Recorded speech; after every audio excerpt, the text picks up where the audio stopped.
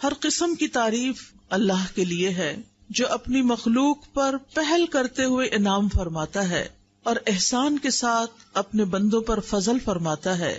اسی کے لیے ہر قسم کی حمد ہے، صبح اور شام اور ہر وقت اور ہر لمحے میں اس کی ایسی حمد بیان کرتی ہوں کہ جس سے حمد کا حق ادا ہو، اور میں اس تعریف کو شمار کرنے کی طاقت نہیں پاتی.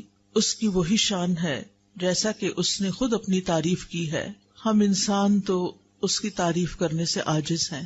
ہم اس کو پہچاننے کا بھی پورا حق ادا نہیں کرتے، تو تعریف کا حق کیسے ادا کر سکتے ہیں؟ تو ہم اللہ سبحانہ تعالیٰ سے دعا کرتے ہیں کہ وہ ہمیں توفیق دے کہ ہم اس کو جانیں، اس کو پہچانیں، اس پر ایسا ایمان لائیں جیسا ایمان لانے کا حق ہے، اور اس کی بات کو اور اس کی ذات کو ایسی اہمیت دیں جیسی اہمیت دینے کا وہ حقدار ہے. میری دعا ہے کہ اللہ سبحانہ تعالیٰ ہماری زندگیوں میں سب سے اہم ہمارے رب کی ذات کو کر دے.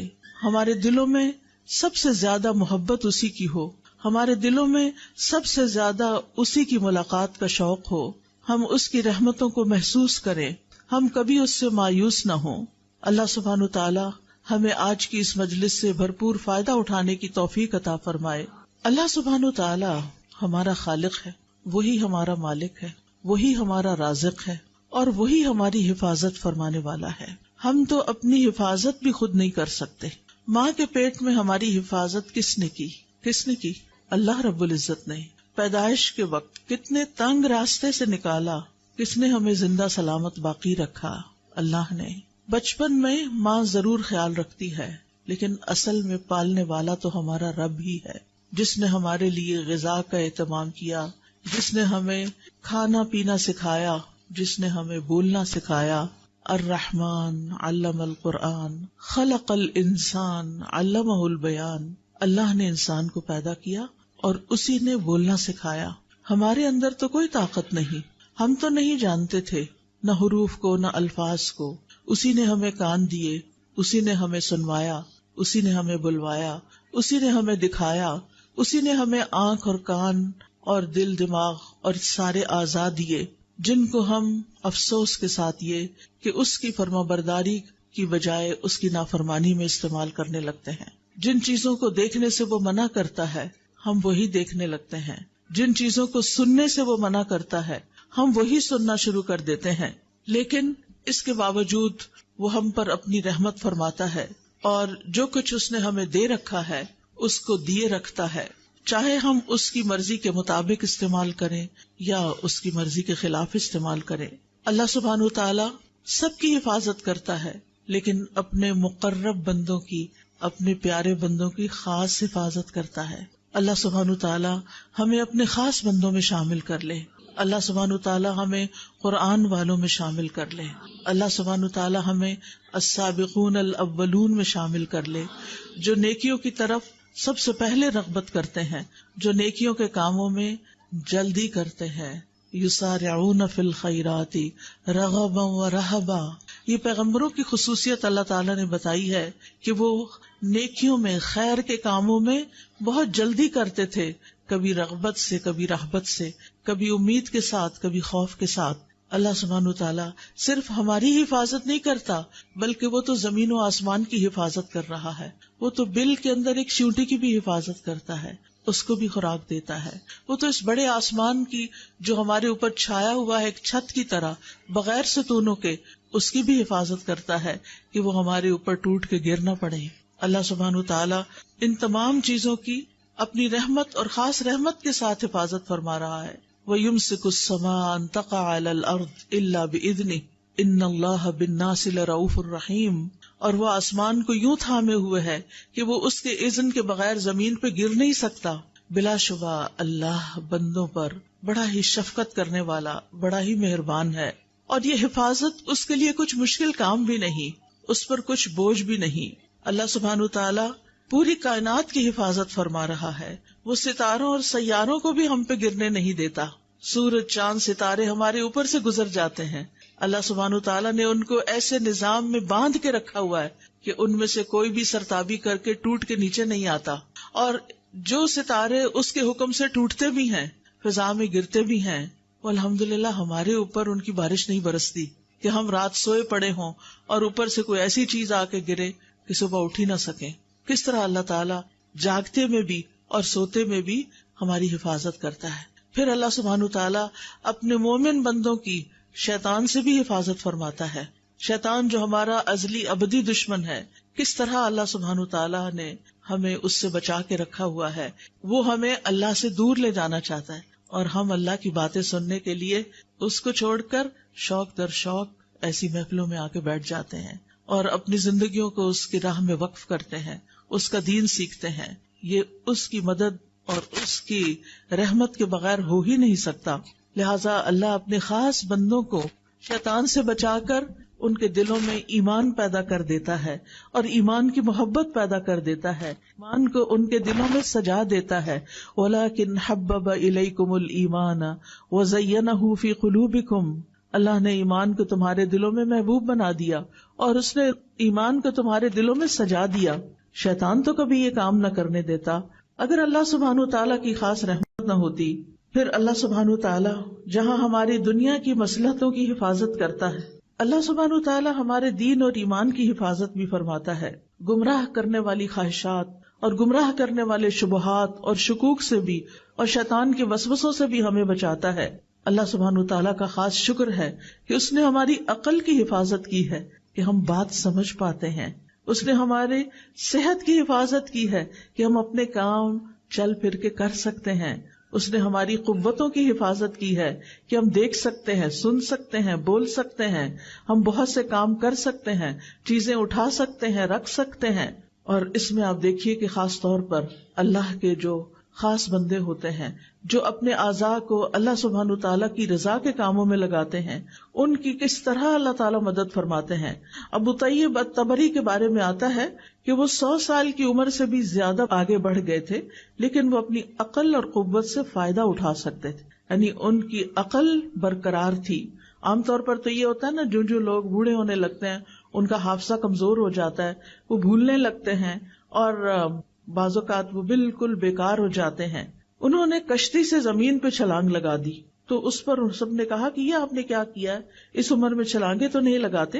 تو انہوں نے کہا یہ وہ اعضاء ہیں جن کی ہم نے بچپن میں اللہ کی نافرمانیوں سے حفاظت کی، تو آج اللہ تعالیٰ نے بڑھاپے میں بھی ہمارے اعضاء کو سلامت رکھا ہوا ہے. تو اگر ہم چاہتے ہیں کہ ہم جتنا بھی جئیں ہماری ان ساری نعمتوں کی حفاظت ہو، تو پھر ہمیں اللہ کی اطاعت میں جینا ہوگا. اللہ سبحانہ و تعالیٰ ہی کا خاص فضل ہے کہ وہ ہمارے مال اور اولاد کی حفاظت فرماتا ہے، اور خاص طور پر نیک بندوں کے. سورۃ کہف آپ پڑھتے ہوں گے ہر جمعے کو، اس میں یہ آیت آتی ہے نا، اما الجدار فکان لغلامین یتیمین فی المدینۃ وکان تحتہ کنز لہما وکان ابوہما صالحا.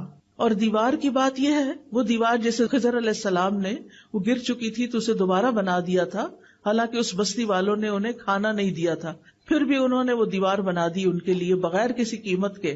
تو اس دیوار کا قصہ یہ تھا کہ وہ 2 یتیم لڑکوں کی تھی جو اس شہر میں رہتے تھے، اور اس دیوار کے نیچے ان کے لیے خزانہ مدفون تھا، اور ان کا باپ ایک نیک آدمی تھا.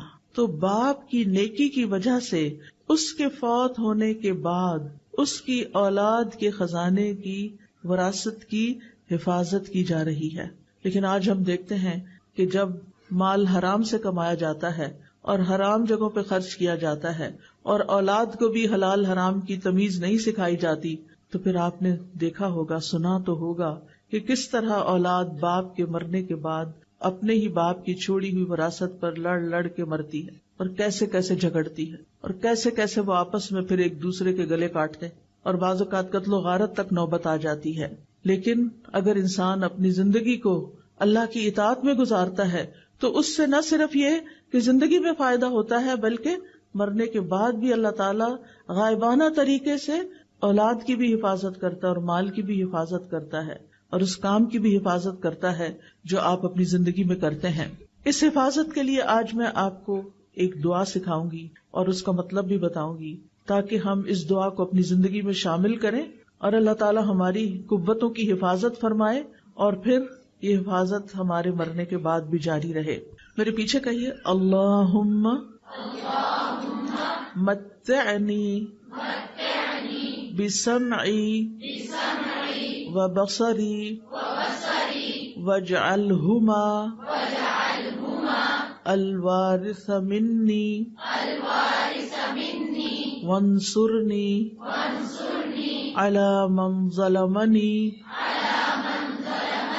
وخذ منہ بثأری. اے اللہ تو مجھے میری سماعت اور میری بصارت سے مستفید ہونے کا موقع عطا فرما اور ان دونوں کو میرے لیے وارث بنا دے، اور مجھ پر ظلم کرنے والے کے خلاف میری مدد فرما اور تو اس سے میرا انتقام لے. صحابہ کی کثیر تعداد نے اس دعا کو روایت کیا ہے. یہ حدیث ابو ہریرہ رضی اللہ عنہ، جابر بن عبداللہ رضی اللہ عنہ، علی بن ابی طالب رضی اللہ عنہ، عائشہ رضی اللہ تعالی عنہ، سعد بن زرارہ رضی اللہ عنہ، انس بن مالک رضی اللہ عنہ اور دوسرے صحابہ نے اس دعا کو روایت کیا ہے کہ رسول اللہ صلی اللہ علیہ وسلم اپنے رب سے یہ دعا کیا کرتے تھے. تو صحابہ بھی اس دعا کو پڑھتے تھے اور ہمیں بھی دعا پڑھنی چاہیے. دعا کا مطلب کیا ہے؟ اللہم متعنی بسمعی و بصری. یہاں لفظ متع استعمال ہوا. سم تو کان کو کہتے ہیں، بصر آنکھ کو کہتے ہیں. اللہم کا مطلب یا اللہ. تو نیا لفظ کیا ہے؟ متع. متع متع یمتع تمتیع متاع سے ہے. متاع کس کو کہتے ہیں؟ فائدے کی چیز. ٹھیک ہے نا. تو مطلب ہے اللہ ہمیں اپنی آنکھوں اور اپنی کانوں سے فائدہ اٹھانے کی توفیق دے. ان دونوں سے ہم لطف اندوز ہوں، حرام طریقے سے نہیں، حلال طریقے سے. یعنی اے اللہ مجھے ان دونوں سے ایسے فائدہ پہنچا کہ ان کو باقی رکھ. یعنی جب تک میں زندہ ہوں میرے یہ اعضاء کام کرتے رہیں. یعنی میری نظر نہ جائے، میری سننے کی طاقت نہ جائے، یہ دونوں صحت مند ہوں، مفید ہوں، یہاں تک کہ میری عمر پوری ہو جائے اور میں اپنے ان دونوں اعضاء کے ساتھ فائدہ اٹھاتا رہوں. آپ دیکھیں علم حاصل کرنے کے لیے آنکھیں اور کان دونوں ہی ضروری ہیں. یہ دونوں دل کے دروازے ہیں. ہم آنکھوں سے دیکھتے ہیں، پڑھتے ہیں اور دل میں اتارتے ہیں، یا پھر کانوں سے سنتے ہیں اور دل میں اتارتے ہیں. دل میں علم جمع نہیں ہو سکتا جب تک کہ ہم اپنی آنکھوں اور کانوں کو استعمال نہ کریں. تو اے اللہ ان دونوں کو میرے لیے سلامت رکھ اور تندرست رکھ، کیونکہ بعض اوقات آنکھیں خراب ہو جاتی ہیں، بعض اوقات کانوں میں درد شروع ہو جاتی ہے، کان بند ہو جاتے ہیں.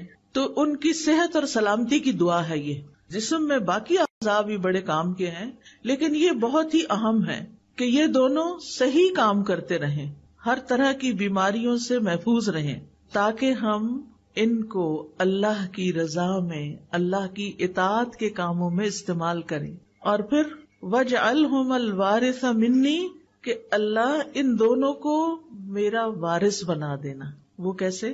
کہ جب تک میری زندگی ہے یہ مجھے فائدہ دیں، اور جب میں فوت بھی ہو جاؤں. تو عام طور پر انسان جب فوت ہوتا ہے تو آپ دیکھیں اپنے پیچھے مال چھوڑ جاتا ہے یا اولاد چھوڑ جاتا ہے. ایسا ہی ہے نا. ایک تیسری چیز بھی چھوڑ کے جاتا ہے. وہ کون سی چیز ہے؟ علم. علم کی وراثت. ٹھیک ہے نا. کیا کیا چھوڑ کے جاتے ہیں ہم؟ مال، اولاد، علم. کچھ لوگوں کے پاس مال کوئی نہیں ہوتا، وہ کچھ بھی نہیں چھوڑتے. زندگی میں اتنا نہیں ہوتا کہ اپنی ضرورت پوری کر سکیں. کچھ لوگوں کی اولاد ہی نہیں ہوتی، لیکن ایک چیز سب کے پاس ہوتی، اور وہ کیا ہے؟ علم. اب بہت سے لوگ مال کمانے کے پیچھے تو دن رات لگے رہتے ہیں، لیکن علم حاصل کرنے کے پیچھے وقت نہیں دیتے. ایسا ہی ہے نا.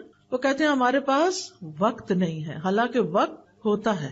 اب یہ جو فیض کاف میں لوگ بیٹھے ہوئے ہیں یہ سارے طالب علم ہیں، یہ اپنی شناخت کے ساتھ آئے ہیں. اور باقی لوگوں میں سے بھی ہو سکتا ہے کچھ طالب علم ہوں، لیکن وہ مجھے نہیں معلوم کہ علم حاصل کر رہے ہیں یا نہیں، یا کر رہے ہیں تو کون سا علم حاصل کر رہے ہیں. اب آپ دیکھیے زندگی میں آپ جو مال چھوڑیں گے وہ وارثوں کے کام آئے گا اور لوگ اس سے فائدہ اٹھائیں گے. کوئی گھر بنا کے چھوڑ گئے، اس میں کوئی حرج کی بات نہیں ہے. ضرورت کا اگر آپ اپنے وارثوں کے لیے چھوڑتے ہیں تو اچھی بات ہے، بجائے اس کے کہ آپ کے بچے لوگوں کے آگے ہاتھ پھیلائیں اور فقیر بن جائیں. دین نے منع نہیں کیا کہ آپ مال نہ چھوڑیں وراثت میں، لیکن صرف مال ہی چھوڑیں یہ ٹھیک نہیں. اسی طرح اولاد کو اگر آپ چھوڑتے ہیں اور آپ نے ان کی اسلامی تربیت نہیں کی، وہ آپ کے کسی فائدے کے نہیں آپ کے مرنے کے بعد. بلکہ اگر انہوں نے غلط کام کیے اور آپ کی غفلت کی وجہ سے کیے تو آپ کی پوچھ ہوگی، کیونکہ اللہ تعالیٰ کا حکم کیا ہے، یا ایھا الذین آمنوا قوا انفسکم واہلیکم نارا، اے لوگو جو ایمان لائے ہو اپنے آپ کو اور اپنے گھر والوں کو آگ سے بچاؤ. یعنی ان کو ایسی نصیحت، ایسی تعلیم، ایسی تاکید ضرور کریں کہ وہ ان کاموں کو نہ کریں جو آگ میں لے جانے والے ہیں. پھر آپ دیکھیے تیسری چیز جو آنکھوں اور کانوں سے حاصل ہوتی، اور وہ علم ہے. اگر وہ آپ نے حاصل کیا اور کسی کو سکھا گئے، کسی کو پڑھا گئے، کسی کو دے گئے، کوئی کتاب لکھی یا لوگوں کو ویسے تیار کیا، ان پر محنت کی، ان پر مال خرچ کیا کہ وہ پڑھ جائیں، کچھ بچوں کے لیے آپ نے جگہ بنا کے دی، کچھ کی فیس دی، کچھ کو کتابیں لے کر دی. اب یہ ساری چیزیں، یہ جو آپ کام کر رہے ہیں، یہ صدقہ جاریہ کا کام ہے. اپنے ہی مال کا ایک حصہ جو اولاد کے علاوہ آپ نے نیکی کے کام کے لیے چھوڑا، اور زندگی میں آپ نے اپنے آنکھوں اور کانوں کو استعمال کر کے جتنا بھی دین کا علم حاصل کیا، قرآن کا علم حاصل کیا، پھر آگے آپ نے اس کو سکھایا، پڑھایا، لوگوں پر محنت کی، وہ آپ کی وارث بنے گی، وہ لوگ آپ کے وارث ہوں گے. اور سلسلہ شروع کہاں سے ہوا تھا؟ آنکھوں اور کانوں سے. تو اس دعا میں ہم کیا مانگتے ہیں کہ اللہ ان دونوں کو میرا وارث بنا دے. مرنے کے ساتھ ہی آنکھیں تو بند ہو جاتی ہیں، کان بھی نہیں سنتے، تو پھر کیسے وارث بنیں گے؟ وراثت تو مرنے کے بعد ہوتی ہے نا، زندگی میں تو وراثت نہیں ہوتی. وراثت تو وہ چیز ہوتی ہے کہ جو ہم مرنے کے بعد چھوڑ کے جاتے ہیں. تو اگر ہم نے دوسروں میں انویسٹ کیا، دوسروں میں اپنا علم انویسٹ کیا، اس کی مثال کیا ہے؟ مثلاً ایک چھوٹے سے بچے کو آپ نے سورت الفاتحہ سکھا دی جو اس کو پہلے نہیں آتی تھی، پھر آپ نے اس کو اس کا ترجمہ بھی بتا دیا، اس نے سورت بھی یاد کر لی، اس کا ترجمہ بھی یاد کر لیا. ایک حرف قرآن کا پڑھنے سے کتنی نیکیاں ملتی ہیں؟ 10. اور اگر آپ وہ کسی اور کو سکھا دیتے ہیں تو جتنی دفعہ وہ پڑھتا ہے اس کو بھی 10 مل رہی ہیں، 10 آپ کو بھی مل رہی ہیں. اب یہ بچہ 80 سال کی عمر تک زندہ رہتا ہے اور ہر روز دن میں 5 نمازوں کا پابند ہو گیا، کیونکہ آپ نے اس کو نماز کی پابندی بھی سکھا دی. کہ آپ نے 7 سال کی عمر میں اس کو یہ چیزیں سکھائیں، اس نے نماز شروع کر دی، وہ 80 سال تک نماز پڑھتا رہا، سمجھ کے پڑھتا رہا. وہ دن میں کم سے کم بھی اگر فرض پڑھے جائیں تو 17 فرض ہیں، 17 دفعہ اس نے ہر روز سورت فاتحہ پڑھی. ایک دفعہ سورت فاتحہ کے حرف گن کے دیکھیں کتنے سارے ہیں. وہ سارے حرف ان کو 10 سے ملٹی پلائی کریں کہ ایک دفعہ سورت فاتحہ وہ بچہ پڑھتا ہے تو آپ کو کتنی نیکیاں مل جاتی ہیں. اور دن میں 17 دفعہ، اور پھر وہ 80 سال پڑھتا رہا. آپ اپنی قبر میں سوئے ہوئے ہیں، وہ بچہ آپ کے علم کا وارث بنا ہوا ہے، وہ اس کو استعمال کر رہا ہے. آپ نے اس پر احسان کیا تھا، اب وہ احسان واپس آپ کی طرف آ رہا ہے. ان احسنتم احسنتم لانفسکم. آپ دیکھیے ہم سب مسلمان ہیں، ہم سب کو سورۃ فاتحہ تو آتی ہے نا، قل ھو اللہ احد تو آتی ہے نا. آپ دیکھیے کوئی گلی بازار ایسا نہیں مجھے دکھائی دیتا کہ جہاں بچے فارغ پھرتے نظر نہ آئیں. کوئی دکانوں پہ بےچارے غریب بیٹھے ہوئے ہیں، کوئی گلی بازاروں میں پھر رہے ہیں، ان کو کوئی پوچھنے والا نہیں، ان کی ماؤں کے پاس بھی علم نہیں، ان کے لیے کوئی مدرسہ نہیں، ان کے لیے کوئی گھر نہیں، ان کے لیے کوئی استاد نہیں. جبکہ اتنے مسلمانوں کو نماز تو آتی ہے نا. اگر اور کچھ نہیں آپ کر سکتے تو کچھ بچوں کو نماز ہی سکھا دیں اور نماز کا ترجمہ ہی سکھا دیں. کتنی بڑی وراثت چھوڑ کے جائیں گے آپ. اور اگر آپ ان کو ناظرہ قرآن پڑھا دیں اور پھر جب ناظرہ ختم کر لیں تو ساتھ ترجمہ، لفظی ترجمہ سکھا دیں. ضروری نہیں کہ ہر بندہ پورا عالم بنے، وہ پورا تفہیم دین کورس کرے، ہر ایک کے لیے پاسبل نہیں ہوتا. لیکن قرآن کی تلاوت تو سب نے کرنی ہوتی ہے نا روز، اللہ کا کلام ہے.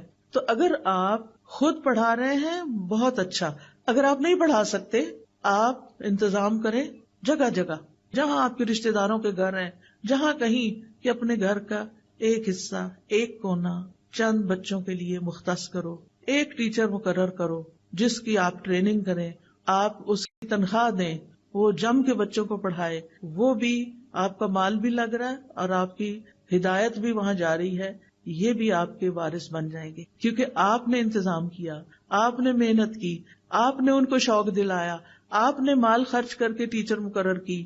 1-2 گھنٹے کے لیے شام کے وقت میں جب بچے اسکولوں سے آ جاتے ہیں، اپنے بچوں کو بھی بٹھا لیں، گلی محلے ہمسائے کے بچوں کو بھی بلا کے بٹھا لیں، ایک ٹیچر کا انتظام کر دیں. آپ خود سوچئے کہ آپ نے کتنا بڑا نفع کمایا، کیا کچھ پا لیا. اور کرتے کرتے اگر ہم سب جتنے بھی لوگ اس حال میں ہیں اگر سب یہ کام شروع کر دیں، میرا نہیں خیال کہ ہری پور کا کوئی ایک بچہ بھی جاہل رہ جائے گا. لیکن ہم نہ اپنا وقت دیتے ہیں، نہ اپنا مال لگاتے ہیں، اور نہ ہی اس طرف توجہ کرتے ہیں کہ یہ ہے خزانہ جو ہمیں ساتھ لے کے جانا ہے، یہ ہے وہ نعمت جو قبر میں ہمارے پیچھے ہمارے کام آئے گی. تو وَاجْعَلْهُمَ الْوَارِثَ مِنِّي، اللہ میرے ان دونوں حواس کو مرتے دم تک سلامت رکھنا کہ میں ان سے تیری کتاب پڑھتی رہوں، پڑھاتی رہوں. پھر اسی طرح وَانصُرْنِي عَلَىٰ مَن يَظْلِمُنِي، اور اے اللہ تو میری مدد فرما اس کے مقابلے میں جو مجھ پہ ناحق زیادتی کرے. کیونکہ بعض اوقات لوگ جن کے پاس تھوڑی سی بھی طاقت ہوتی ہے ہمیں کمزور سمجھ کر ہمارے اوپر ظلم کرتے ہیں.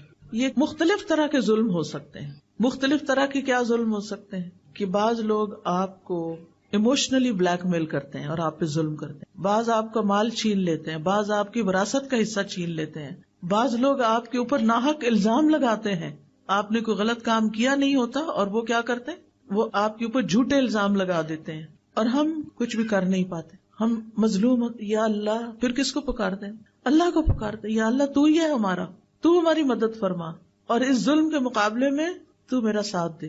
اس لیے یہ دعا بڑی ہی ضروری ہے. اور ظلم کی کئی قسمیں ہوتی ہیں، صرف مار دھاڑی ظلم نہیں ہوتا. کسی کو بلیک میل کرنا، کسی کے اوپر جھوٹے الزام لگانا، یہ ساری چیزیں ظلم میں آ جاتی ہیں. اور وَخُذْ مِنْهُ بِثَأْرِي، اللہ جو مجھ پر ظلم کر رہا ہے نا تو اس سے میرا بدلہ لے اور میرا حق مجھے دلا دے. کیونکہ بعض لوگ ظلم کر کے سمجھتے ہیں وہ صحیح کر رہے ہیں، ان کو یہ پتہ ہی نہیں ہوتا کہ ہم کسی کا حق مار رہے ہیں. تو وہ اللہ سبحانہ تعالیٰ سے آپ دعا کریں کہ وہ آپ کو آپ کا حق دلائے، اور اللہ سبحانہ تعالیٰ دلا سکتا ہے. اور پھر آپ دیکھیے کہ بعض اوقات یہ بھی ہوتا ہے کہ صرف لوگ ظالم نہیں ہوتے، ہم بھی ظالم بن جاتے ہیں. کسی ایک نے ہمارے خلاف کوئی بات کی ہوتی ہے، ہم ان کے پورے خاندان کو رگیت دیتے ہیں. اب وہ ظالم تو ہے لیکن جو مظلوم تھا وہ ظالم بن چکا اور دوسروں کے اوپر الزام تراشی کر رہا ہے، سب کو بیچ میں رگید رہا ہے، فلاں بھی ہے، فلاں بھی، فلاں بھی. اور بعض اوقات ہم سوچے سمجھے بغیر ایسی باتیں کر رہے ہوتے ہیں. تو اس میں ہمیں ضرور خیال رکھنا چاہیے کہ یا اللہ سارے لوگ نہیں، جس نے مجھ پہ جو اصل کلپریٹ ہے بس میں صرف اسی کے خلاف تیری مدد چاہتی ہوں، مجھے دوسرے لوگوں سے کوئی شکایت نہیں. کیونکہ بعض اوقات کسی کا بیٹا ہو سکتا ہے، کسی کا باپ ہو سکتا ہے، تو اگر بیٹا ظالم ہے تو باپ کا تو قصور نہیں، وہ تو روکتا ہے لیکن وہ ظلم سے باز نہیں آتا. کسی کی بیوی ہو سکتی. اب مثال کے طور پر آپ دیکھیں، ہمیں ہر طرح کے ظلم سے بچنے کی کوشش کرنی چاہیے. بعض اوقات کچھ مائیں اپنے بچوں پہ ظلم کر رہی ہوتی ہیں، بلا وجہ مار کے، بلا وجہ چیخ چلا کے، اور ہم سمجھتے ہیں یہ ہمارے بچے ہیں نا، ہم جو چاہیں کریں. نہیں، ہم جو چاہیں نہیں کر سکتے، اس کا بھی حساب لیا جائے گا. حدیث میں آتا ہے فَالْمَرْأَةُ رَاعِيَةٌ فِي بَيْتِ زَوْجِهَا وَمَسْئُولَةٌ عَنْهَا، عورت اپنے شوہر کے گھر میں نگران ہے اور اس سے اس کے بارے میں سوال کیا جائے گا، اس سے پوچھا جائے گا کہ اس نے یہ کام اپنی ذمہ داری کیسے ادا کی. تو اس لیے ہمیں اپنے بچوں کے ساتھ بھی ظلم نہیں کرنا. اچھا، بعض اوقات بعض خواتین اپنی بہوؤں کے ساتھ ظلم کرتی ہیں، ان کے اوپر اتنے کام ڈال دیتی ہیں جو ان کی ذمہ داری نہیں ہوتے، یا اگر ان کی کوئی بات پسند نہیں آتی تو ان کے خلاف بیٹے کے کان بھرتی ہیں، اور یہ بھول جاتی ہیں کہ اگر یہ گھر تباہ ہوا تو نقصان کس کا ہے؟ اپنا ہی ہے. جو لڑکی اس گھر سے چلی جائے گی کیونکہ اس کے اوپر ظلم ہو رہا تھا، تو آپ دیکھیں کہ آج پہلی شادی کرنا بھی کتنا مشکل ہو گیا، تو دوسری شادی کیسے کی جائے گی؟ پھر آپ دیکھیے کہ بعض لڑکیاں بزرگوں پہ ظلم کرتی ہیں، بعض بہویں ساسوں پہ ظلم کرتی ہیں، ان کے پاس کوئی ٹھکانہ نہیں رہنے کے لیے، لیکن وہ کسی صورت ان کو برداشت نہیں کرتی. آج رات تقریباً 10:30 کا ٹائم تھا، میں فون بند ہی کرنے لگی تو کسی کی کال آ گئی. کوئی بزرگ خاتون تھی، بہت رو رہی تھی. میں پریشان ہوئی کہ ان کو کیا ہوا، ان کے منہ سے بات نہیں نکل رہی تھی. تو انہوں نے بتایا کہ میں بیمار ہوں، یعنی میری اب اتنی عمر ہو گئی ہے، میرے ساتھ بیمار بیٹی رہتی ہے، کوئی بیٹا ساتھ رہنے کو تیار نہیں، میں کدھر جاؤں. خیر میں نے ان کو تسلی دی، آپ اپنے گھر میں رہیں، آپ کو کہیں نہیں جانا، اللہ آپ کے ساتھ ہے، اللہ آپ کی مدد کرے گا. ٹھیک ہے، میں سمجھتی ہوں کہ بعض اوقات بزرگ چھوٹی چھوٹی باتوں میں ناراض ہو جاتے ہیں، انٹرفیئر کرتے ہیں، گھروں کا ماحول خراب ہوتا ہے، لیکن پھر بھی یہ تو کہیں نہیں نا کہ ان کو چھوڑ کے انسان کہیں اور چلا جائے، ان کو تنہا چھوڑ دے، اور وہ عمر کے اس حصے میں ہو کہ انہیں فائنینشیل سپورٹ نہ بھی چاہیے ہو تو مورل سپورٹ چاہیے ہوتی ہے.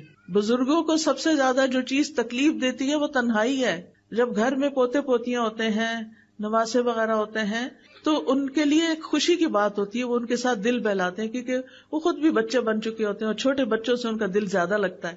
لیکن اگر لڑکیاں چند دن کے لیے بھی برداشت نہیں کر سکتی تو انہیں سوچنا چاہیے کہ ان پر بھی وقت آنے والا ہے. وہ سمجھتے ہیں اس وقت وہ اپنے بچوں سے کھیل رہی ہیں، وہ ساری زندگی ان کے بچے رہیں گے. آپ اپنے ماں باپ کے ساتھ جو کرتے ہیں وہ واپس پلٹتا ہے. یہ زندگی ایک امتحان ہے. اس زندگی میں انسان پر آزمائشیں آتی ہیں، کبھی اپنے گھر کے اندر سے ہی آتی ہیں. اللہ سبحانہ وتعالیٰ فرماتے ہیں وَجَعَلْنَا بَعْضَكُمْ لِبَعْضٍ فِتْنَةً أَتَصْبِرُونَ، ہم نے تم میں سے بعض کو بعض کے لیے آزمائش بنایا ہوا ہے، کیا تم صبر کرو گے؟ تو حل کیا ہے؟ صبر و برداشت، ایک دوسرے کو برداشت کرنا، اپنے آپ کو مشغول کرنا، ان مسائل کا حل تلاش کرنا. یعنی اگر کوئی گھر میں بزرگ ایسا ہے جس نے آپ کی زندگی حرام کی ہوئی ہے تو بجائے اس کے کہ اسے گھر سے باہر نکال پھینکیں، یہ مسئلے کا حل نہیں ہے. آپ سوچیں کہ آپ نے اس کی ناراضگی سے کیسے بچنا ہے. آپ نے خود اپنے لیے کون سا ایسا کام شروع کرنا ہے کہ جس سے آپ کا وہ انٹریکشن یا وہ مسئلہ کم سے کم پیش آئے کہ جس کی وجہ سے آپ کو مشکل ہوتی ہے. اور اس کے لیے اللہ سبحانہ وتعالیٰ سے آپ دعا کریں گے کہ اللہ تعالیٰ میرے لیے آسانی فرما دے. ٹھیک ہے نا؟ تو یاد رکھیے کہ ہمارے جسم کے جتنے بھی اعضاء ہیں، میں پھر دعا پہ آ رہی ہوں واپس، ہمارے جسم کے جتنے بھی اعضاء ہیں یہ ہمارے پاس اللہ کی امانت ہے. یہ ہم نے خود نہیں بنائی. یہ ہاتھ ہم نے خود بنایا نہیں بنا، ہمیں پتا ہے نا. تو جو بناتا ہے وہی مالک ہوتا ہے. یہ آنکھیں ہم نے خود لی ہیں، کہیں سے خریدی ہیں؟ نہیں. جس نے دی ہیں وہی ان کا مالک ہے. ہمارے پاس امانت ہے کچھ سالوں کے لیے. اللہ تعالیٰ یہ دیکھ رہے ہیں کہ ہم ان کے ساتھ کرتے کیا ہیں، ہم ان کو استعمال کیسے کرتے ہیں. اگر اللہ تعالیٰ کی مرضی کے مطابق استعمال کرتے ہیں تو عبادت ہے، اطاعت ہے. اور اگر اللہ تعالیٰ کی مرضی کے مطابق استعمال نہیں کرتے تو یہ نافرمانی ہے، گناہ ہے. ٹھیک ہے نا؟ یہ اعضاء اللہ کی عظیم نعمتوں میں سے. اللہ تعالیٰ فرماتے ہیں واللہ اخرجکم من بطون امہاتکم لا تعلمون شیئا وجعل لکم السمع والابصار والافئدہ لعلکم تشکرون. اور اللہ نے تمہیں تمہاری ماؤں کے پیٹوں سے اس حال میں نکالا کہ تم کچھ نہیں جانتے تھے. اس نے تمہارے لیے کان اور آنکھیں اور دل بنا دیے تاکہ تم شکر ادا کرو. تو ہم نے کیا کرنا ہے؟ شکر ادا کرنا ہے. شکر کیسے ادا ہوتا ہے؟ ان نعمتوں کا صحیح استعمال کر کے، مالک کی مرضی کے مطابق استعمال کر کے. کانوں سے ہم کیا کچھ سنتے ہیں، کتنا کچھ سنتے ہیں، اور وہ سب کچھ ہمارے اندر جا رہا ہوتا ہے. آنکھوں سے ہم کیا کچھ دیکھتے ہیں، وہ سب کچھ ہمارے اندر جا رہا ہوتا ہے. یہ ہمارے دل کے ساتھ کنیکٹڈ ہے. اسی لیے ایک آنکھیں ظاہر میں ہیں اور ان کے پیچھے جہاں یہ کنیکٹ ہوتی ہیں وہاں دل کی بھی آنکھیں ہیں اور دل کے بھی کان ہیں. کچھ لوگ صرف ظاہری آنکھوں سے چیزوں کو دیکھتے ہیں، عبرت نہیں پکڑتے، اس سے کوئی سبق نہیں لیتے، وہ صرف سامنے سامنے کے سرفیس پہ دیکھ رہے ہیں. اور کچھ لوگ چیزوں کو دل کی آنکھ سے دیکھتے ہیں، گہرائی سے دیکھتے ہیں، سبق لیتے ہیں، اللہ کو پھر یاد کرتے ہیں. یتفکرون فی خلق السماوات والارض، آسمانوں اور زمین کی تخلیق میں غور و فکر کرتے ہیں. پکار اٹھتے ہیں ربنا ما خلقت ھذا باطلا، اے ہمارے رب تو نے اس کو بیکار نہیں پیدا کیا. سبحانک، تو پاک ہے کہ کوئی بیکار کام کرے. فقنا عذاب النار، تو ہم سب کو آگ کے عذاب سے بچا لے. اور پھر آپ دیکھیے کہ اللہ تعالیٰ کی پہچان کے بعد اللہ کے کلام کو پڑھنے کے لیے، سمجھنے کے لیے کان اور آنکھ کا ہونا اور صحت مند ہونا یہ بہت بڑی نعمت ہے. اور پھر اس کا صحیح رستے پر استعمال کرنے کی توفیق ہونا یہ بہت بڑی نعمت ہے. ابن قیم کہتے ہیں بندے کے اعضاء میں سے ہر عضو میں اللہ کے لیے عبودیت ہے جو اسی عضو کے ساتھ خاص ہے، اور ایک اطاعت ہے جو اس سے مطلوب ہے. وہ عضو اسی کے لیے پیدا کیا گیا ہے اور اسی اطاعت کے لیے مہیا کیا گیا ہے. یعنی ہمیں یہ سب کچھ کسی مقصد کے لیے دیا گیا ہے. تو اعضاء کو استعمال کرنے کے حوالے سے بندوں کی 3 قسمیں ہیں، 3 طرح کے لوگ ہیں. نمبر 1 وہ لوگ جو ان اعضاء کو پیدا کیے جانے کے مقصد کو پورا کرتے ہیں، یعنی ان اعضاء سے وہی کام لیتے ہیں جن کے لیے یہ پیدا کیے گئے. یہ بہت نفع مند تجارت کر رہے ہیں، اپنے لیے بہت کچھ اکٹھا کر رہے ہیں، جیسے میں نے سورۃ فاتحہ سکھانے کی مثال دی. نمبر 2 جس مقصد کے لیے اعضاء کو پیدا نہیں کیا گیا وہ کام کرتے ہیں، یہ دوسری قسم کے لوگ ہیں. ایسے لوگ سخت خسارے میں ہیں کہ انہوں نے ان آنکھوں سے وہ کچھ دیکھا جو اللہ کی نافرمانی کا تھا، جس کو دیکھنے سے اللہ نے منع کیا تھا. آج آپ دیکھیں کتنے ہی لوگ ہیں کہ موبائل فون کے فتنے کی وجہ سے ننگی فلمیں، گندی فلمیں، جھوٹی باتیں، فضول ڈرامے اور پتہ نہیں کیا کچھ دیکھتے رہتے ہیں. یہ آنکھوں کا غلط استعمال ہے، کانوں کا غلط استعمال ہے. اس پر پوچھا جائے گا، اس پر پکڑ ہوگی، اس کام سے توبہ کرنی چاہیے. تیسرے وہ لوگ ہیں جو ان اعضاء کو بیکار چھوڑ دینے والے ہیں، کچھ نہیں کرتے، نہ کوئی اچھا کام نہ کوئی برا کام، بس سو کے وقت گزار دیتے ہیں، کھا پی کے بس وقت گزار دیتے ہیں، نہ غور و فکر کرتے ہیں، نہ کچھ پڑھتے ہیں، نہ کچھ سنتے ہیں.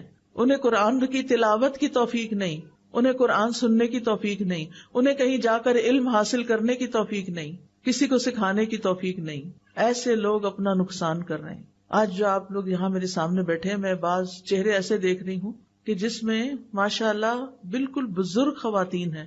ان کو اللہ نے اس عمر میں شوق دے دیا کہ وہ قرآن پڑھیں اور سیکھیں اور سکھائیں، اور یہ بھی خوش قسمتی کی علامت ہے. علم حاصل کرنے کے لیے کوئی عمر کی قید نہیں، مرتے دم تک انسان کو سیکھتے رہنا چاہیے. اور اگر بھول بھی جاتا ہے، نہیں سمجھ آتا، آپ اس مجلس میں بیٹھے رہتے ہیں، کچھ تو حاصل ہوتا ہے نا، کیونکہ ایسی مجالس میں بیٹھنے والوں کی بھی بخشش کر دی جاتی. تو پہلی قسم کا جو شخص ہے اس کا ہر کام عبادت ہے، کیونکہ وہ جس چیز کو دیکھتا ہے عبرت کی نگاہ سے دیکھتا ہے، کچھ سبق لیتا ہے اور اللہ کو یاد کرتا ہے. جو باتیں مثلاً وہ آرام سے بیٹھا ہوا ہے تو بھی غور و فکر کر رہا ہے، اس کے سامنے کوئی چھوٹا موٹا کیڑا مکوڑا نظر آ جاتا ہے تو وہ اس کی حرکت پر بھی غور کر کے اس کا دل ایمان سے بھر جاتا ہے. یا اللہ، یہ تو نے یہ پیدا کیا، کیسے تو نے اس کی پلاننگ کی، کیسے تو نے اس کو زندگی دی، اس کو جینے کے لیے ہمیں تو یہ بھی نہیں پتا یہ کیا کھا کے جیتا ہے اور یہ کہاں سوتا ہے اور کہاں سے نکل آتا ہے. وہ ہر چیز کو دیکھ کر ایک سبق لے رہے ہوتے ہیں. اسی طرح وہ کھڑے ہوں تب، بیٹھے ہوں، کھا رہے ہوں، پی رہے ہوں، سو رہے ہوں، اپنے لباس پہن رہے ہوں، ہر حال میں وہ ایسے غور و فکر میں ہوتے ہیں کہ اللہ کو یاد کر رہے ہوتے ہیں، ان چیزوں سے سبق لے رہے ہوتے ہیں.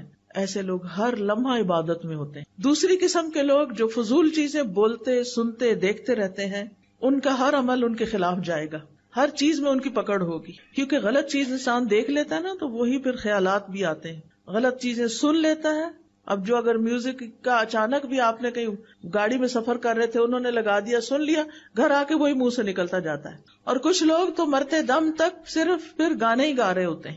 وہ میں نے پڑھا تھا کہیں آرٹیکل، کسی ڈاکٹر کا تھا، اس کے سامنے کئی مریض فوت ہوئے.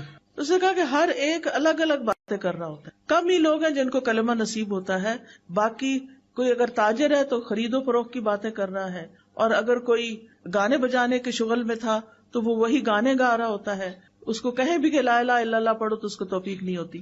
تو جو کام ہم زندگی میں کرتے رہتے ہیں نا، موت کے وقت بھی انہی کی فکر لگے گی، وہی کر رہے ہوں گے. فون پہ جو باتیں کر رہے ہوتے ہیں نا ہر وقت، یہ سن رہے ہوتے ہیں، یا جو میسجز کر رہے ہوتے ہیں، اور جن چیزوں میں ہماری دلچسپی زیادہ ہوتی ہے، سوتے جاگتے اٹھتے. کچھ لوگ تو رات کو بھی فون آف نہیں کرتے، رات کو بھی اٹھ کے دیکھتے رہتے ہیں کیا میسج آیا ہے. نتیجہ کیا ہوگا کہ جب زندگی کی آخر ہوگی نا، کچھ لوگ تو بیماری میں بھی میوزک سن رہے ہوتے ہیں. بزرگ لوگ ہیں زندگی کے آخری حصے میں آ گئے، صبح سویرے اٹھ کے ٹی وی لگا لیتے ہیں اور بیٹھ جاتے ہیں. ناشتہ بھی ٹی وی کے آگے ہو رہا ہے، کھانا بھی ٹی وی کے آگے، فضول چیزیں دیکھے جا رہے ہیں. اپنی زندگی ضائع کریں، بند کریں، ان چیزوں کو بند کریں، اللہ کی طرف رجوع کریں، توبہ کریں، ذکر کریں، کچھ علم حاصل کریں، کوئی اچھی باتیں سنیں، کوئی اچھی باتیں کسی کو سکھائیں. ہر وقت ٹی وی کے آگے نہیں بیٹھے رہیں. یہ چیزیں فتنہ بن گئی ہیں ہمارے لیے، اور ایسے لوگوں کا پھر ہر عمل ان کے خلاف قیامت کے دن حجت بنے گا. تیسری قسم کا شخص جو ہے غفلت میں پڑا ہوا ہے، اگر غفلت سے باز آ جائے تو انشاءاللہ اسے فائدہ ہی فائدہ ہے، اور اگر غفلت میں مر گیا تو حساب سخت ہے. اللہ تعالیٰ کے نزدیک وہ شخص انتہائی مبغوض ہے جو بیکار زندگی بسر کرتا ہو، نہ وہ دنیا کے کاموں میں لگا ہوا ہے اور نہ آخرت کے لیے کوشش کرتا ہے. ایسے لوگ اللہ تعالیٰ کو سخت ناپسند ہیں. ایسے لوگ دوسروں پر بوجھ ہیں. اب دیکھیں کئی مائیں کتنی پریشان ہوتی ہیں کہ بچے نہ اسکول جاتے، نہ پڑھتے ہیں، نہ کوئی کاروبار کرتے ہیں، نہ شادی کرتے ہیں، نہ کسی اور کام میں ہیں، بیکار ہی بیکار. ان کے لیے دعا بھی کرنی چاہیے، اور اللہ ایسے لوگ پیدا کرے کہ جو ایسے بچوں کو کوئی راہ دکھائے. لیکن جو شخص اللہ کی اطاعت میں اپنے اعضاء استعمال کرتا ہے تو نبی صلی اللہ علیہ وسلم نے فرمایا، یہ حدیث قدسی ہے، نبی صلی اللہ علیہ وسلم روایت کرتے ہیں اللہ تعالیٰ سے، اللہ تعالیٰ فرماتے ہیں میرا بندہ جن جن عبادتوں کے ذریعے سے میرا قرب حاصل کرتا ہے ان میں سے کوئی عبادت مجھے اتنی پسند نہیں جتنی وہ عبادت پسند ہے جو میں نے اس پہ فرض کی ہے. سب سے زیادہ ثواب کس عبادت کو کرنے کا؟ جو فرض ہے، جیسے فرض نماز ہے، فرض روزہ ہے، فرض زکوٰۃ کی ادائیگی ہے. کچھ لوگ سارا سال صدقہ کرتے رہتے ہیں، زکوٰۃ نہیں دیتے. یہ صدقات تو بہت کم پڑیں گے زکوٰۃ کے مقابلے میں.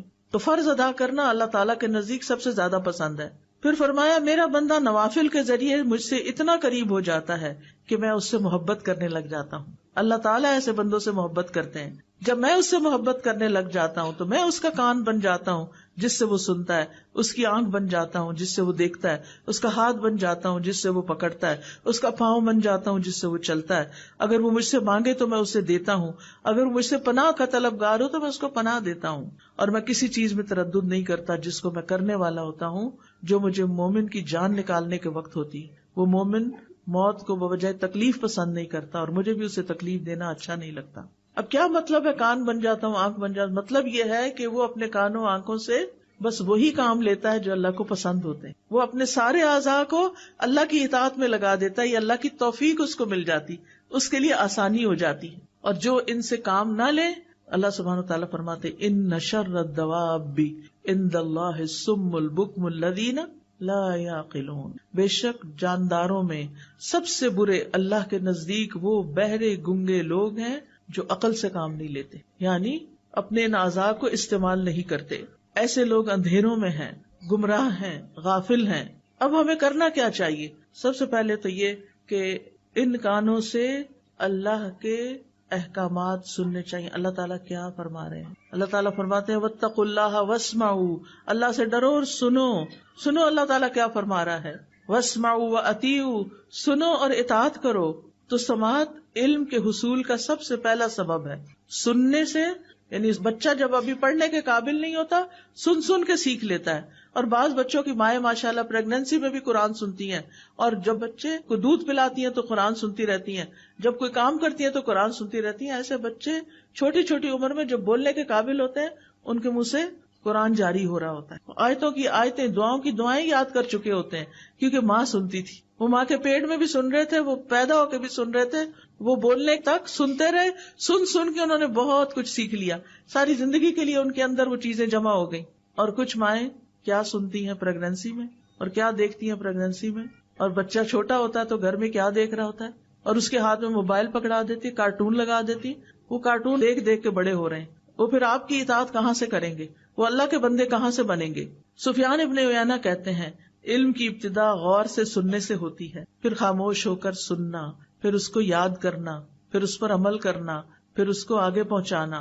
کیونکہ جب تک سنیں گے نہیں اس وقت تک سیکھیں گے نہیں، اور اگر سیکھیں گے نہیں تو ہدایت کہاں سے ملے گی. اور یہ بھی یاد رکھیے اللہ جس میں خیر دیکھتا ہے اس کو سنوا دیتا ہے، اور پھر جو سنتے نہیں یا سنی انسنی کر دیتے ہیں تو پھر وہ اپنے آپ پر خود ظلم کرتے ہیں. دوسرے یہ کہ کچھ لوگ ایسی چیزیں سنتے ہیں جو حرام ہیں، لغو ہیں، موسیقی ہے جیسے، اور لہو و لعب کی چیزیں ہیں، یا پھر غیبت، جھوٹ، چغلی، فضول باتیں، لغو باتیں. تو یہ اللہ کی نافرمانی کے کام ہیں. تیسرے ایسے ہیں جنہوں نے وہ باتیں سنی جو کام کی تھی، اور کبھی ایسی بھی سن لی کہ جو لغو تھی. جو ہی وہ لغو سنتے ہیں تو وہاں سے اعراض برتتے ہیں. وَإِذَا سَمِعُوا اللَّغْوَ أَعْرَضُوا عَنْهُ، یہ عباد الرحمان کی صفات ہیں کہ بیہودہ باتیں انہیں پسند نہیں، فضول باتوں میں ان کا دل نہیں لگتا، اور اس میں وہ اپنا وقت ضائع نہیں کرتے.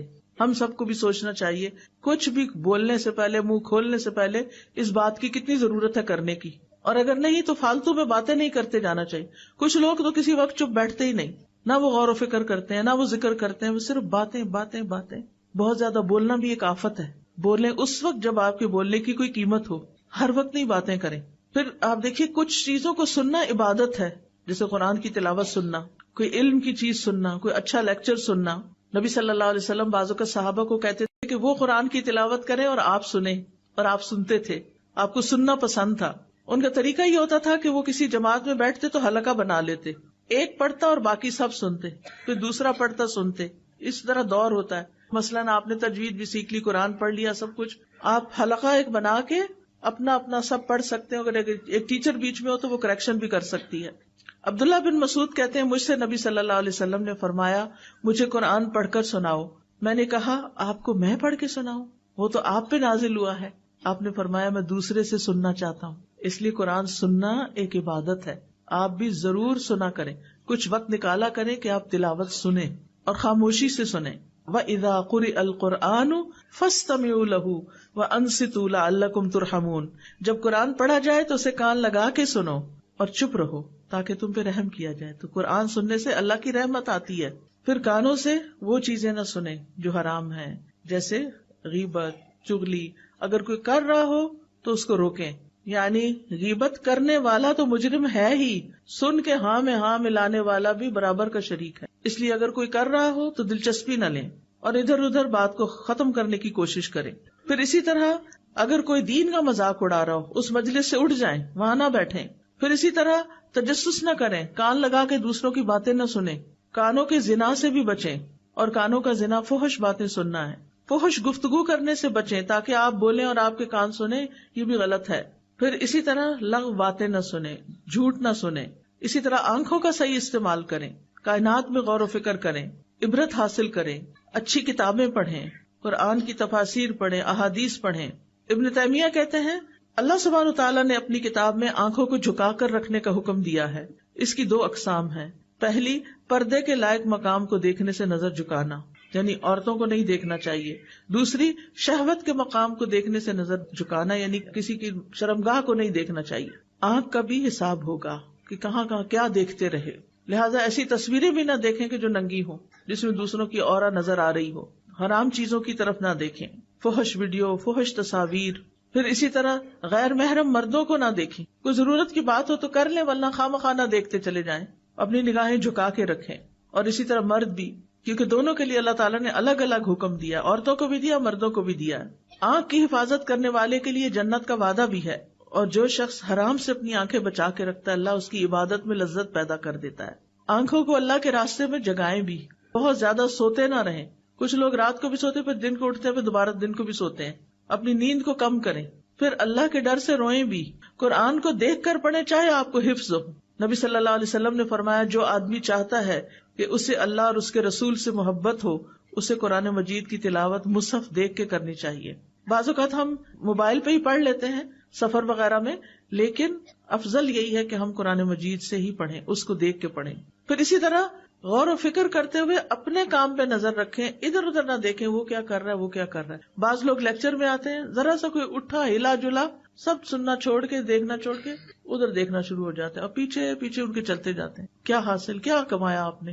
ایک بندہ ہے دیر سے آیا ہے، اب وہ جگہ دیکھ رہا ہے اپنی، تو ساتھ آپ اس کو جگہ ڈھونڈ کے دے رہے ہیں. آپ اپنی جگہ پہ بیٹھ کے کیا کریں گے اس کے لیے اگر آپ توجہ اپنی ادھر ہی لگائے ہوئے ہیں. پھر اسی طرح دعا کا جو ایک آخری حصہ ہے وہ ظالم کے خلاف اللہ سے مدد چاہنا ہے. انسان کی زندگی میں کچھ بھی مشکلات آئیں، سب سے پہلے اللہ پہ توکل کریں.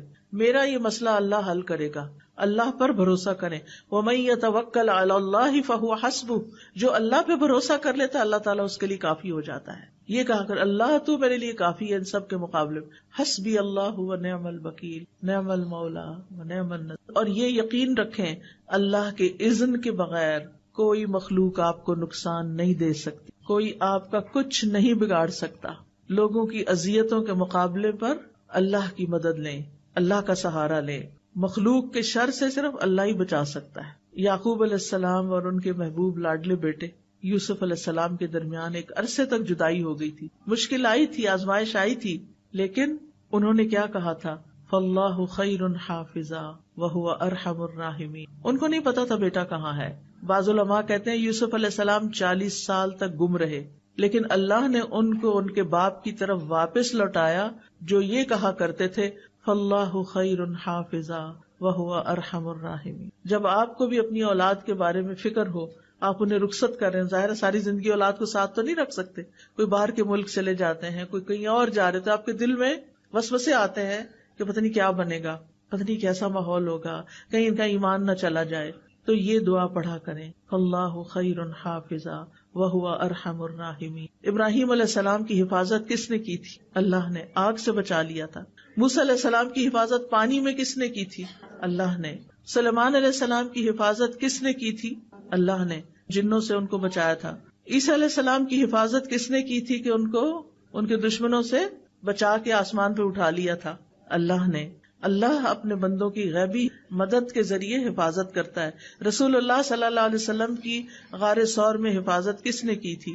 اللہ نے. لہٰذا جب آپ دعا مانگے، آپ کو خوف ہو، خطرہ ہو دشمنوں سے، تو آپ یہ کہا کرنا اللہ جیسے آپ نے ابراہیم علیہ السلام کی حفاظت کی، جیسے آپ نے باقی ایک ایک کا نام لے کے جو میں نے ابھی آپ کو ذکر کی، اللہ میرے بچوں کی بھی ایسے ہی حفاظت فرما۔ اللہ سبحانہ تعالیٰ نے ہر بندے کی حفاظت کا ذمہ لیا ہوا ہے۔ مجاہد کہتے ہیں ہر انسان پر ایک فرشتہ مقرر ہے جو نیند کی حالت میں اور جاگتے ہوئے اس کی جنات، انسانوں اور کیڑے مکوڑوں سے حفاظت کرتا ہے۔ اور خاص طور پر اگر آپ رات کو آیت الکرسی پڑھ کے سوتے ہیں، آمن الرسول آخر تک پڑھ کے سوتے ہیں، تو آپ کے لیے فرشتے مقرر کر دیے جاتے ہیں جو آپ کی حفاظت کرتے ہیں۔ کعب احبار کہتے ہیں اگر اللہ تعالیٰ تم پر فرشتے مقرر نہ کرتا جو تمہارے کھانے، تمہارے پینے، تمہارے پردے کی چیزوں میں تمہارا دفاع نہ کرتے تو جن تمہیں اچک کے لے جاتے، لیکن یہ اللہ ہی حفاظت کرتا ہے اور فرشتوں کے ذریعے کرتا ہے۔ تو اب دعا کر لیتے ہیں، اللہ سبحانہ وتعالی ہماری حفاظت فرمائے۔ سبحان اللہ والحمد للہ ولا الہ الا اللہ واللہ اکبر ولا حول ولا قوة الا باللہ العلی العظیم۔ اللہم صلی علی محمد وعلی آل محمد کما صلیت علی ابراہیم وعلی آل ابراہیم انک حمید مجید۔ اللہم بارک علی محمد وعلی آل محمد کما بارکت علی ابراہیم وعلی آل ابراہیم انک حمید مجید۔ اللہم اصلح لی سمعی وبصری واجعلہما الوارثین منی وانصرنی علی من ظلمنی وارنی منہ ثأری۔ اے اللہ میری سماعت اور میری بصارت کی اصلاح کر دے اور ان دونوں کو میرا وارث بنا دے، جو مجھ پہ ظلم کرے اس کے خلاف میری مدد فرما اور مجھے اس سے انتقام لے کر دکھا۔ اللہم اقسم لنا من خشیتک ما تحول به بیننا وبین معصیتک ومن طاعتک ما تبلغنا به جنتک ومن الیقین ما تهون به علینا مصیبات الدنیا ومتعنا باسماعنا وابصارنا وقوتنا ما احییتنا واجعلہ الوارث منا واجعل ثأرنا علی من ظلمنا وانصرنا علی من عادانا ولا تجعل مصیبتنا فی دیننا ولا تجعل الدنیا اکبر ہمنا ولا مبلغ علمنا ولا تسلط علینا من لا یرحمنا۔ اے اللہ ہم میں اپنا خوف اتنا تقسیم کر دے کہ ہمارے اور ہمارے گناہوں کے درمیان حائل ہو جائے، اور اپنی فرما برداری ہم میں اتنی تقسیم کر دے کہ وہ ہمیں تیری جنت تک پہنچا دے، اور اتنا یقین کہ ہم پر دنیا کی مصیبتیں آسان ہو جائیں، اور جب تک ہم زندہ ہیں ہمیں ہماری سماعت، ہماری بصارت، ہماری قوت سے فائدہ اٹھانے کی توفیق دے اور اسے ہمارا وارث بنا دے، اور ہمارا انتقام اسی تک محدود کر دے جو ہم پر ظلم کرے، اور جو ہم سے دشمنی رکھے اس کے مقابلے میں ہماری مدد فرما، اور ہمارے دین میں ہم پر مصیبت نازل نہ فرما، اور دنیا کو ہی ہمارا اصل اور بڑا غم نہ بنا، اور نہ دنیا کو ہمارے علم کی انتہا بنا، اور ہم پر کسی ایسے شخص کو مسلط نہ کر جو ہم پر رحم نہ کرے۔ اللہم اجعل فی قلبی نورا وفی لسانی نورا واجعل فی سمعی نورا واجعل فی بصری نورا واجعل من خلفی نورا ومن امامی نورا واجعل من فوقی نورا ومن تحتی نورا اللہم اعطنی نورا۔ اللہم انی اعوذ بک من شر سمعی ومن شر بصری ومن شر لسانی ومن شر قلبی ومن شر منی۔ اے اللہ میں تیری پناہ چاہتا ہوں اپنے کان کی برائی سے، اپنی آنکھ کی برائی سے، اپنی زبان کی برائی سے، اپنے دل کی برائی سے، اور اپنے مادہ منویہ کی برائی سے۔ یا اللہ ہمیں ہمارے نفس کے شر سے بچا لینا، اللہ ہمیں سماعت اور بصارت کے زائل ہو جانے سے بچا لینا۔ اللہم انی اعوذ بک من السمم والبکم والجنون والجذام والبرص وسیء الاسقام۔ اے اللہ میں تیری پناہ مانگتا ہوں بہرے پن سے، گنگے پن سے، پاگل پن سے، کوڑھ سے، برس سے اور تمام بری بیماریوں سے۔ یا اللہ ان تمام بیماریوں اور ہر طرح کی بیماریوں سے ہمیں بچا کے رکھنا۔ اللہم انی اعوذ بک من الفقر والقلۃ والذلۃ واعوذ بک من ان اظلم او اظلم۔ اے اللہ میں فقر و فاقہ، قلت اور ذلت سے تیری پناہ میں آتا ہوں، اور اس بات سے تیری پناہ میں آتا ہوں کہ میں کسی پہ ظلم کروں یا کوئی مجھ پہ ظلم کرے۔ اللہم انت عضدی و نصیری بک احول و بک اصول و بک اقاتل. اے اللہ تو ہی میرا دست بازو ہے، اے اللہ تو ہی میرا مددگار ہے، میں تیری مدد سے چلتا پھرتا ہوں، تیری مدد سے حملہ کرتا ہوں اور تیرے ہی بھروسے پر میں لڑتا ہوں. یا حی یا قیوم برحمتک نستغیث اللہم انا نجعلک فی نحورہم ونعوذ بک من شرورہم. اے اللہ ہم تجھے ان کے بالمقابل کرتے ہیں جو ہم پر ظلم کرتے ہیں اور ان کے شر سے تیری پناہ مانگتے ہیں. رب اعنی ولا تعن علی وانصرنی ولا تنصر علی وامکر لی ولا تمکر علی واہدنی ویسر ہدای الی وانصرنی علی من بغی علی. اللہم اجعلنی لک شکارا لک ذکارا لک رہابا لک مطواعا الیک مخبتا اواہا منیبا. رب تقبل توبتی واغسل حوبتی واجب دعوتی وثبت حجتی واہد قلبی وسدد لسانی واسلل سخیمۃ قلبی. یا رب العالمین یا ارحم الراحمین. جتنی بہنیں آئی ہیں یا اللہ ان سب کا آنا بیٹھنا سیکھنا قبول فرما. ہم سب کو ان باتوں پر عمل کی توفیق عطا فرما. یا اللہ جو دعائیں ہم نے کی ہیں ان کو قبول فرما. یا اللہ جو بیمار ہیں انہیں صحت عطا فرما، جو دکھی لوگ ہیں ان کے دکھ دور فرما، جن کے دلوں میں کوئی خاص دعائیں ہیں یا اللہ ان کی دعائیں پوری فرما. یا رب العالمین ہمارے والدین پر اپنی رحمت نازل فرما. اللہ ہم سب کی اولاد کو ہدایت عطا فرما، ان سب کو ہمارے لیے صدقہ جاریہ بنا.